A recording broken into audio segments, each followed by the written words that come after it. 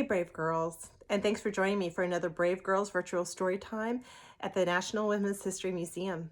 This week we're exploring the theme of equality at NWHM at home. On Monday and Tuesday, we learned about some brave African American women who marched and protested against discrimination and segregation in the United States. But did you know that discrimination and segregation were not just leveled at Black people? Latin Americans were also subject to those unfair practices. Today, we'll read about a brave girl named Sylvia Mendez and how her family fought for desegregation and equal education for Hispanic children in California. So let's get started. Today's book is Separate is Never Equal: Sylvia Mendez and Her Family's Fight for Desegregation by Duncan Tonatiuh.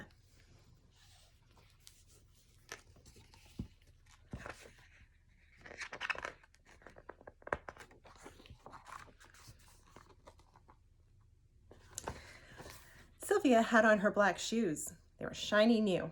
Her hair was perfectly parted in two long braids. It was her first day at the Westminster School. The halls were crowded with students. She was looking for her locker when a young white boy pointed at her and yelled, "Go back to the Mexican school. You don't belong here." For the rest of the day, Sylvia did not speak or introduce herself in her classes. She kept her head down when walking in the halls. When she got home that afternoon, she told her mom, Felicitas, what had happened. "I don't want to go to that school anymore. The kids are mean." "Sylvia," said her mother, "don't you know that's why we fought?" 3 years earlier, in the summer of 1944, Sylvia and her brothers Jerome and Gonzalo Jr. and their parents had moved from the crowded city of Santa Ana, California, to a farm in nearby Westminster. Her father, Gonzalo Mendez, had labored for years as a field worker, picking grapes and oranges. Now he was leasing a farm. He was going to be the boss. On their new farm, they were going to grow asparagus, chilies, and tomatoes. Here they are on their way to their new farm.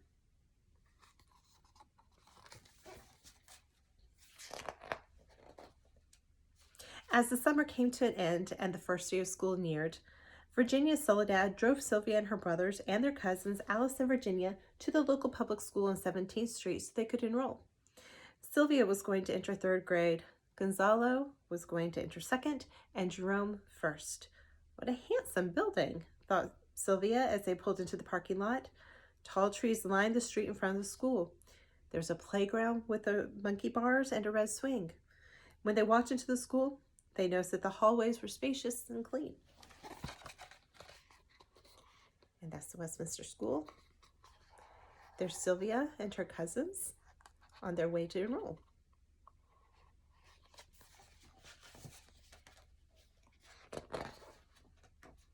"I'm here to enroll the children in school," said Aunt Soledad when they arrived at the principal's office. The secretary gave Aunt Soledad 2 enrollment forms, one for Alice and one for Virginia, but she did not give her enrollment forms for Sylvia and her brothers. "They cannot attend this school," said the secretary. "They must go to the Mexican school." "Why do I have to go to the Mexican school?" Sylvia wondered. She was not Mexican. She was American. She spoke perfect English. Her father was from Mexico, but he had become a U.S. citizen. Her mother was from Puerto Rico, which was a U.S. territory. Aunt Soledad was upset. "But we all live in this part of town." There's Sylvia and her cousins, Aunt Soledad, and the school secretary.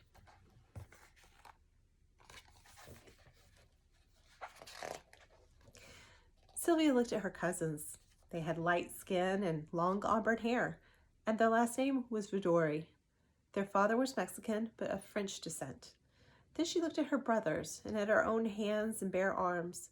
She wondered, is it because we have brown skin and thick black hair and our last name is Mendez?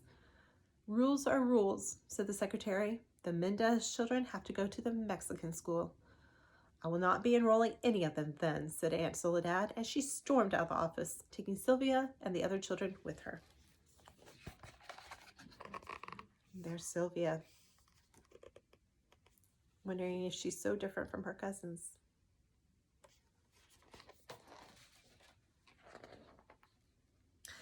When they arrived at home, Aunt Soledad told Sylvia's father what had happened. Mr. Mendes told her not to worry.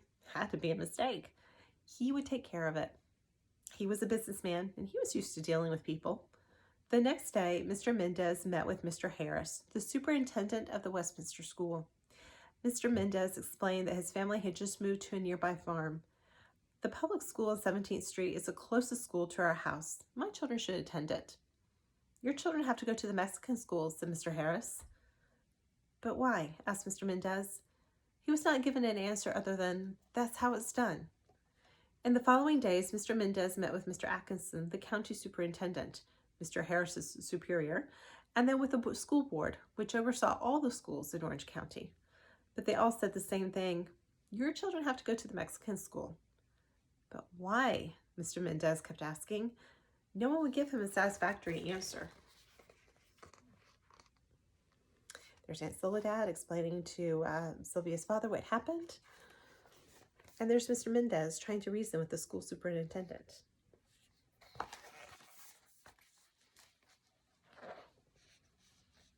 That fall, Sylvia and her brothers had to attend Hoover Elementary, better known as the Mexican School, on Olive Street in the city of Westminster.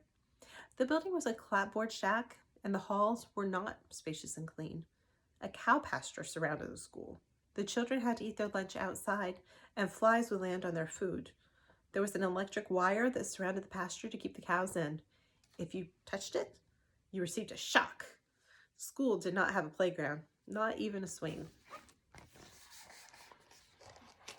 And here's the clapboard house, the clapboard school. The children eating their lunches outside.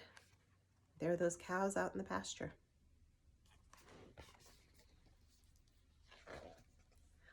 The Mendez family did not give up. Time and time again, Sylvia heard her father talk with coworkers, friends, and other parents. It's not fair that our kids have to go to an inferior school. It's not only the building that's the problem. The teachers at the school don't care about our children's education. They expect them to drop out by the 8th grade. How will our children succeed and become doctors, lawyers, or teachers? Mr. Mendez created a group called the Parents Association of Mexican American Children. He tried to collect signatures for a petition to integrate schools so that all children, regardless of their skin color or background, could have the same opportunities. But every time he asked someone to sign the petition, he would get the same answer. We don't want any problems. Many of the parents worked on farms owned by white families and feared they would lose their jobs if they supported the petition. And there's Mr. Mendez trying to get others to sign his petition.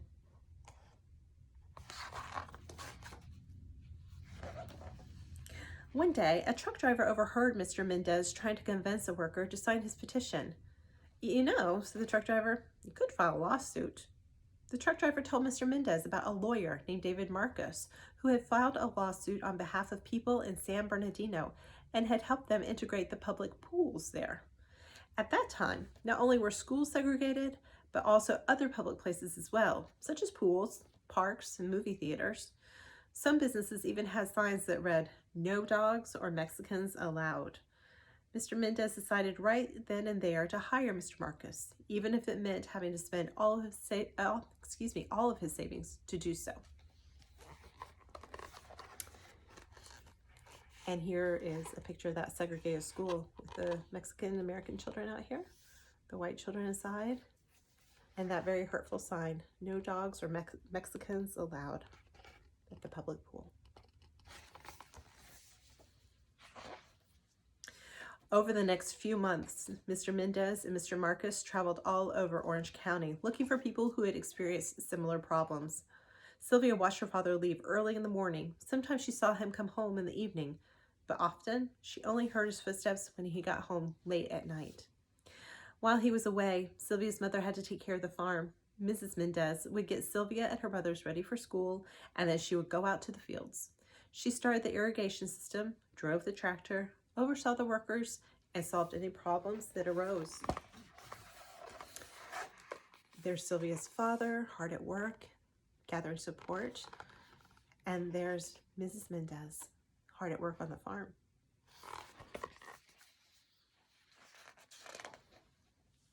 With the help of Mr. Marcos, Mr. Mendez found and talked with other families who were dealing with segregation. One of them was the Estrada family. Mr. Estrada had fought in World War II. He had risked his life next to Americans of all races and backgrounds. But when he returned to America from the war, he found out that his children were not allowed to attend school with white children. It's an injustice, said Mr. Mendez. And there's Mr. Estrada and Mr. Mendez. The Estrada family joined the Mendez case, and so did 3 more families. The families were from different school districts in Orange County: Westminster, where Sylvia lived, Garden Grove, Almudena, and Santa Ana. Mr. Marcus wanted to show that the segregation students affected not only Sylvia and her brothers, but more than 5,000 children in the public school system all over Orange County. On March 2nd, 1945, Mr. Marcus went to the courthouse and filed the lawsuit. The trial was held at a courthouse in Los Angeles. Sylvia and her family dressed in their best clothes and sat in the courthouse to listen. The hearing lasted 5 days.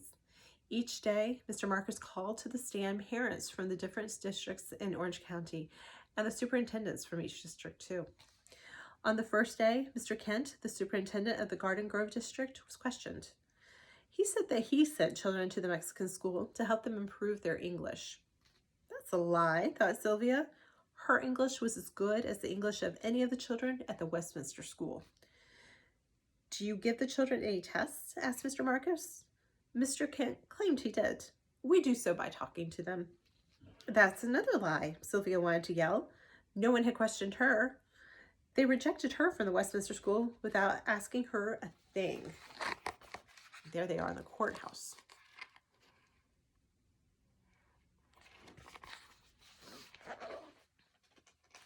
For what other reasons do you send children to the Mexican school? Asked Mr. Marcus. Sylvia and her family braced themselves to hear what Mr. Kent would say next.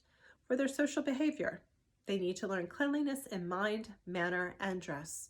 They're not learning that at home. They have problems with lice, impetigo, and tuberculosis. They have generally dirty hands, face, neck, and ears. The Mendez family and others in this room stared at Mr. Kent in disbelief. What he was saying wasn't true. It was degrading. How many of the 292 children at the Mexican school are inferior to whites in personal hygiene? Asked Mr. Marcus. At least 75%. And in their scholastic ability? 75%. In what other respects are they inferior? In their economic outlook, in their clothing, and in their ability to take part in the activities of the school. Do you believe that white students are superior to Mexicans in the respects that you have mentioned? Yes. And is that one of the reasons they are being segregated? Yes. Time and time again, Mr. Mendez asked, why can't my children attend the Westminster school? Now he had his answer. There's the Mendez family listening in the courtroom. See the outrage on their faces. They can't believe what they're hearing.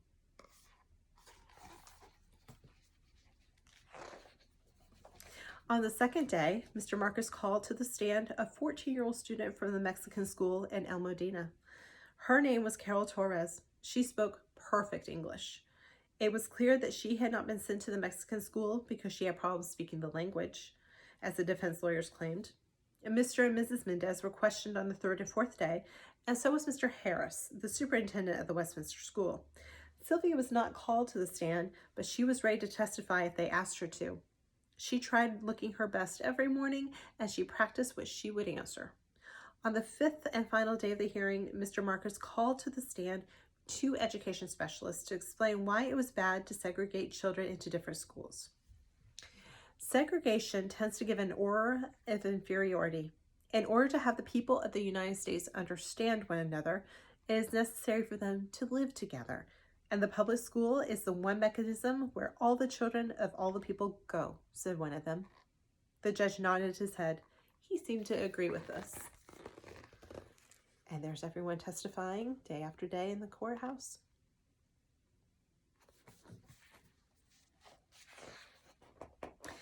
Judge Paul McCormick took almost a year to give his decision, but when he did, he ruled in favor of the Mendez family. In his ruling, he said that public education must be open to all children by unified school association, regardless of lineage. This meant that everyone must be allowed to attend school no matter what his or her race or background. The Mendes victory made newspaper headlines. Sylvia's family was ecstatic, but they did not have much time to celebrate because the school board appealed the decision. That is, they asked for judges with more authority to review the case and change the result. The case was reviewed by the Court of Appeals in San Francisco. Here they are reading the headlines after the judge's decision. Let's find out what happens next.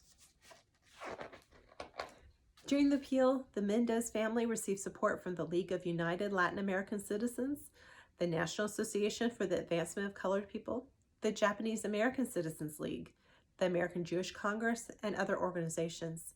These groups sent letters with information relevant to the case and asked the judge to rule in favor of the Mendez family. Sylvia was amazed that people of different backgrounds and from different parts of the country who had never met her family were getting involved in the case and trying to help them. But her mother said, "When you fight for justice, others will follow." On April 15, 1947, the judges in the Court of Appeals in San Francisco ruled in favor of the Mendez family again.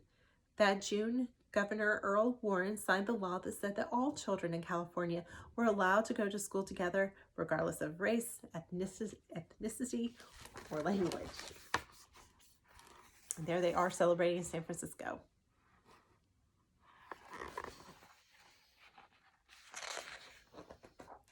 "So remember," said Sylvia's mother, "we fought to make sure you could attend a good school and have equal opportunities."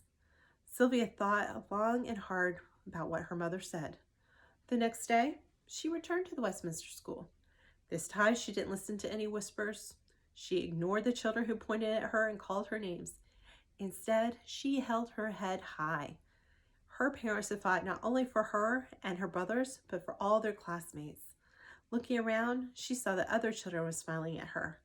By the end of the day, she had made a friend.